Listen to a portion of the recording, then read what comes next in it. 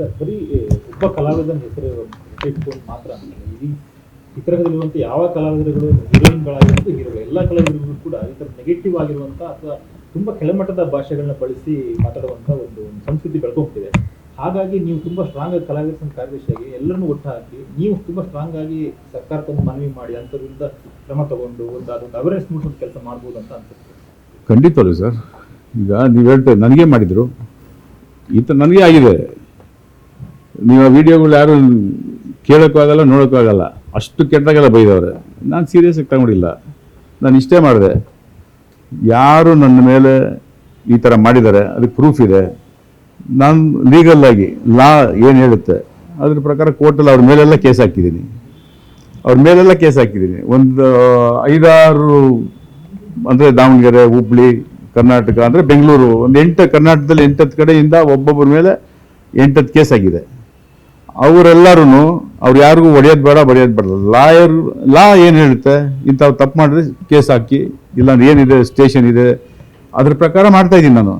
ಅವರು ಇವಾಗ ಒಂದು ವೇಳೆ ಅವ್ರು 20 ವರ್ಷ 40 ವರ್ಷ ಆಗಿದ್ರೆ ಇನ್ನೂ 15-20 ವರ್ಷ ಕೋರ್ಟ್ಗೆ ಅಲಿಬೇಕು. ಅವರು 8 ಕಡೆ 8 ಕೋರ್ಟ್ಗೆ every month R 2 months once ಹೋಗ್ಲೇಬೇಕು.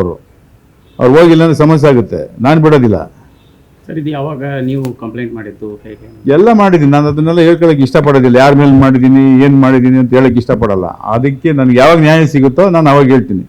ಸರ್, ಇಷ್ಟು ಜನ ನನಗೆ ಬೈದಿದ್ರು ನೋಡಿ, ಇಂಥ ವಿಡಿಯೋ, ಇಂಥವ್ರಿಗೆ ಈ ಥರ ಒಂದು ಶಿಕ್ಷೆ ಆಗಿದೆ ಅನ್ನೋದು ಹೇಳ್ತೀನಿ ಖಂಡಿತವಲ್ಲೂ. ಆವಾಗ ನಾನು ಏನು ಮಾಡೋಕ್ಕೆ ಹೋಗೋದಿಲ್ಲ. ಯಾಕೆ ಬಡಿಬೇಕು ಅವ್ರಿಗೆ? ಯಾಕೆ ಪರ್ಸನಲ್ ತಗೋಬೇಕು? ನಾನು ಲೀಗಲಿ ಎಂತೆಂಥವರು ನನಗೆ ಬೈದಿದ್ರು ಅವ್ರ ಮೇಲೆ ಅವರೆಲ್ಲ ಬಂದವ್ರು. ಈಗ ಸಾರ್ ಏನೋ ಬೈದ್ಬಿಟ್ವಿ, ಹೆಂಗೆ ಮಾಡ್ಬಿಟ್ವಿ ಸಾರ್, ಬಿಟ್ಬಿಟ್ಟು ಸಾರ್, ಹಂಗೆ ಅಂತ ಎಲ್ಲ ಕೋರ್ಟಲ್ಲಿ ಹೇಳಪ್ಪ, ನನ್ನ ಹತ್ರ ಮಾತಾಡಬಾರ್ದು. ಅಲ್ಲೇ ಕೋರ್ಟಲ್ಲಿ ಹೋಗಿ, ಯಾಕಂದರೆ ಕೇಸ್ ಕೋರ್ಟಲ್ಲಿ ಇರೋದ್ರಿಂದ ನಾನು ಮಾತಾಡಬಾರ್ದು ನಿಮ್ಮ ಹತ್ರ, ನೀವು ಹೋಗಿ ಅಂತ. ಒಂದು ಅಡ್ವೊಕೇಟು ಫೋನ್ ಮಾಡಿದ್ರು, ಇಲ್ಲ ಏನೋ ಮಾಡಿ ಸರ್ ಅಂತ. ಸರ್, ನೀವು ಅಡ್ವೊಕೇಟು, ದಯವಿಟ್ಟು ಇದು ಕೇಸು ಕೋರ್ಟಲ್ಲೇ ಇರೋದ್ರಿಂದ ನೀವು ಕೋರ್ಟಲ್ಲೇ ಮಾತಾಡಿ. ಇವರೆಲ್ಲ ಏನಕ್ಕೆ ಬೈದರು, ನನ್ನ ಈ ಭಾಷೆ ಏನಕ್ಕೆ ಬಳಸಿದ್ರು ಅಲ್ಲಿ ಕೋರ್ಟಲ್ಲಿ ಹೇಳಿ. ಯಾಕಂದ್ರೆ ಜಡ್ಜ್ ನೋಡ್ತಾರಲ್ವಾ, ನಾವು ಇವ್ರು ಬೈದಿರೋದು ಫೋಟೋ ಇದೆ, ಇವರೇ ಬೈದಿರೋದು ಇದೆ, ಏನೇನು ಬೈದಿದ್ದಾರೆ ಅನ್ನೋದು ಇದಕ್ಕಿದೆ, ಅದಕ್ಕೆ ಯಾವ ಥರ ಕಾನೂನಲ್ಲಿ ಶಿಕ್ಷೆ ಇದೆ. ಸೊ ಅಲ್ಲಿ ಅವರು ಲೈಫ್ ಲಾಂಗು ಅವ್ರ ಕೆಲಸ ಕಾರ್ಯ ಬಿಟ್ಟು ಕೋರ್ಟು, ಕೇಸು, ಪೊಲೀಸ್ ಸ್ಟೇಷನ್ ಅಲಿಬೇಕು. ಅವರು ಇದೇ ಶಿಕ್ಷೆ ಅವ್ರಿಗೆ. ಅವ್ರು ಸಂಪಾದನೆ ಮಾಡಿರ್ತಾರಲ್ವ ಆ ದುಡ್ಡನ್ನೆಲ್ಲ ಬರೀ ಸ್ಟೇಷನ್ನು, ಕೋರ್ಟು, ಅಲ್ಲಿ ಇಲ್ಲಿ ಓಡಾಡೋಕ್ಕೆ ಖರ್ಚು ಮಾಡಬೇಕು. ಆವಾಗ ಇವ್ರನ್ನ ಇವರು ಸ್ಟಾರ್ಗಳು ಬಂದು ಕೈ ಹಿಡಿತಾರೆ, ಯಾವ ಸ್ಟಾರ್ಗಳು ಇವರು ದುಡ್ಡು ಕೊಡ್ತಾರೆ, ಇವರು ಅವಾಗ ಗೊತ್ತಾಗುತ್ತೆ ನಾವು ಯಾವ ಸ್ಟಾರ್ ನಂಬ್ಕೊಂಡು ಮಾತಾಡಿದವ್ರು ಇವತ್ತು ಯಾವ ಸ್ಟಾರ್ ಇದ್ದಾರಪ್ಪ ನಮಗೆ ಅನ್ನೋದು ಅವತ್ತು ಗೊತ್ತಾಗುತ್ತೆ ಅವ್ರಿಗೆ. ಗೊತ್ತಾಯ್ತಾ? ಸೊ ಇದನ್ನ ನೀವು ಹೇಳೋರಲ್ಲ, ನ್ಯಾಯವಾಗಿ ಸರ್ಕಾರಕ್ಕೆ ಅಫ್ಕೋರ್ಸ್ ಸರ್ಕಾರಕ್ಕೂ ಕೊಡ್ತೀವಿ. ಒಂದು ಲೀಗಲ್ ಏನು ಫೈಟ್ ಮಾಡಬೇಕು ಫೈಟ್ ಮಾಡ್ತೀವಿ ನಾವು.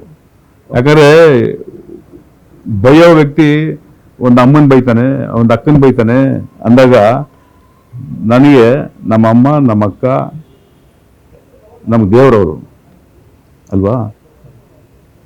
ನಾನು ಸುಮ್ಮನೆ ಇದ್ಬಿಡ್ಬೋದು, ಅಯ್ಯೋ ಯಾರೋ ನಮ್ಮ ಫ್ಯಾನು ಹೀರೋ ಬೈದ ಅಂತ. ಆದರೆ ನನ್ನ ಜೊತೆಲಿ ಹುಡ್ದವ್ರು ಸುಮ್ಮನೆ ಇರ್ತಾರ?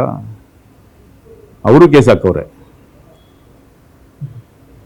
ನನ್ನ ಜೊತೆಲಿ ಹುಡ್ದವರು ಕೇಸ್ ಹಾಕವ್ರೆ ಅವ್ರ ಮೇಲೆ. ಯಾಕಪ್ಪ ಬೈದಿದ್ಯಾ ನಮ್ಮಮ್ಮ ನಮ್ಮ ಅಕ್ಕ ಅಂತ ಬೈತಲ್ಲ, ಏನಕ್ಕಪ್ಪ ಬೈತ್ಯಾ, ಬಾ ಇಲ್ಲಿ ಕೋರ್ಟಲ್ಲಿ ಹೇಳು.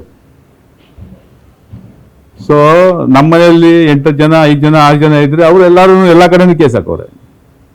ಇದಕ್ಕೆ ಬರೀ ಲೈಫ್ ಲಾಂಗ್ ಅವ್ರ ಜೀವನ ಪೂರ್ತಿ ಈ ಥರ ಮತ್ತು ಪರಬಳಿಕೆ, ಈ ಥರ ಒಂದು ಲಾನ ಮಿಸ್ಯೂಸ್ ಮಾಡ್ಕೊಂಡಿರೋದ್ರಿಂದ ಲೈಫ್ ಲಾಂಗ್ ಅವರು ಕೋರ್ಟು, ಕೇಸು, ಪೊಲೀಸ್ ಸ್ಟೇಷನ್ ಅಲಿಬೇಕು. ಇಷ್ಟೇ ಅವ್ರ ಶಿಕ್ಷೆ. Thank you sir. Thank you.